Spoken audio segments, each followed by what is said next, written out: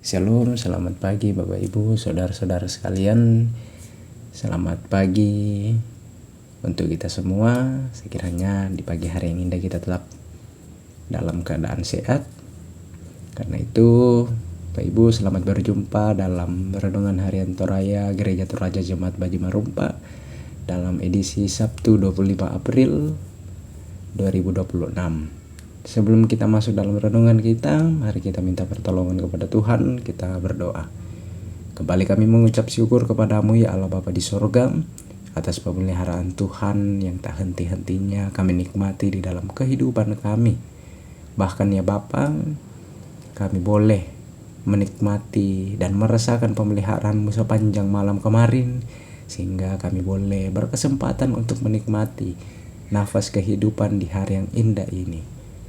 Seraya mensyukuri setiap pemeliharaan Tuhan dan kasih setia-Mu, kami tak lupa akan membaca dan merenungkan akan segenap kebenaran firman Tuhan.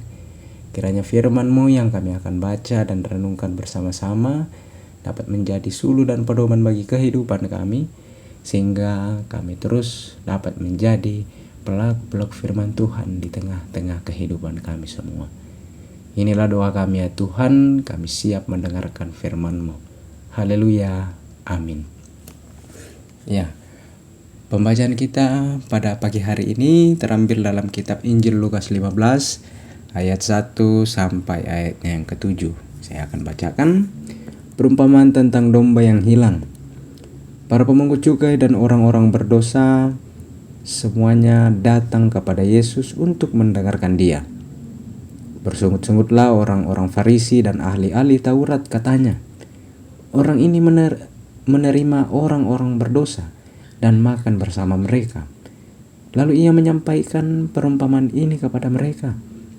Siapakah di antara kamu yang mempunyai 100 ekor domba, dan jikalau ia kehilangan seekor di antaranya, tidak meninggalkan 99 ekor di padang gurun dan pergi mencari yang hilang itu sampai ia menemukannya?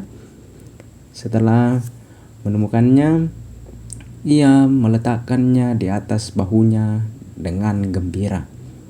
Dan setibanya di rumah, ia memanggil sahabat-sahabat dan tetangga-tetangganya serta berkata kepada mereka, bersukacitalah bersama aku, sebab aku telah menemukan dombaku yang hilang itu.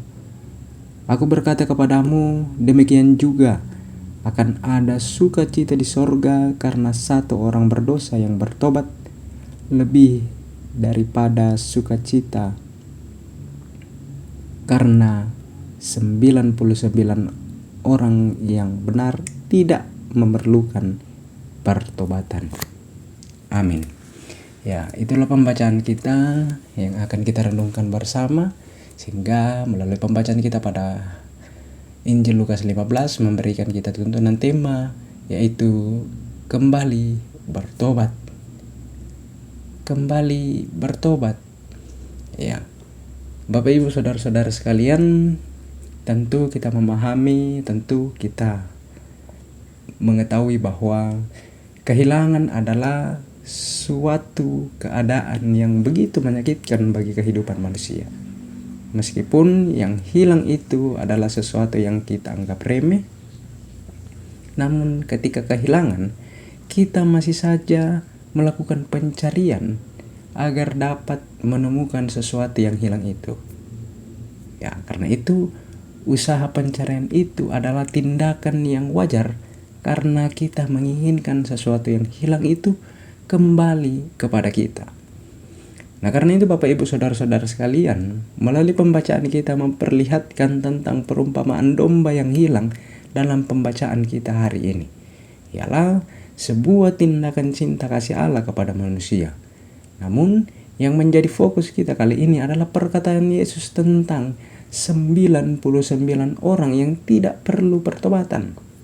Nah, perkataan ini sekaligus menyinggung orang-orang Farisi dan para ahli-ahli Taurat yang menganggap dirinya sangat suci di antara orang-orang yang lain, bahkan orang-orang berdosa sekalipun. Sekaligus dengan itu, Tuhan Yesus mau menyatakan kepada setiap orang berdosa untuk datang kepada Tuhan.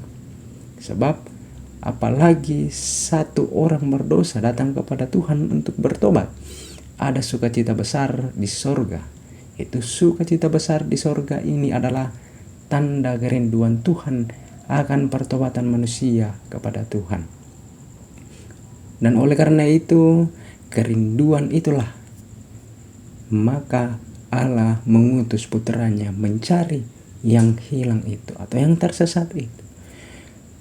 Oleh karena itu jemaat Tuhan yang kukasihi di dalam Kristus Yesus, kehilangan dari hadapan Tuhan juga sering terjadi dalam kehidupan manusia. Ada yang hilang karena faktor di luar diri, namun ada juga yang kehilangan karena keinginannya sendiri. Dalam kehidupan bergereja, mungkin situasi seperti ini ada di sekitar kita terjadi. Namun hal yang menjadi pegangan kita bahwa Tuhan sendiri yang mencari yang hilang itu. Karena satu manusia sangat berharga bagi Tuhan. Jadi jangan takut datang kepada Tuhan jika kita sudah merasa hilang. Gereja adalah milik Tuhan. Sehingga gereja akan menjadi tempat untuk datang bertobat kepada Tuhan. Karena itu Bapak Ibu saudara-saudara sekalian, pertobatan itulah yang sangat dirindukan Tuhan kepada umatnya di dalam dunia ini. Amin. Ya, itulah firman Tuhan yang boleh kita baca dan yang kita renungkan bersama-sama. Kiranya firman Tuhan terus yang memperlengkapi iman kita semua, sehingga kita terus menjadi terang kasih Kristus di dalam dunia. Amin. Ya, mari kita satu dalam doa, kita berdoa. Segala hormat dan puji syukur hanya kepadamu ya Allah Bapa di sorga, atas pemeliharaan dan cinta kasih Tuhan yang terus nyata dalam kehidupan kami. Kami bersyukur ya Tuhan, Engkau senantiasa menyatakan providensia ilahi di dalam kehidupan kami sehari lepas hari.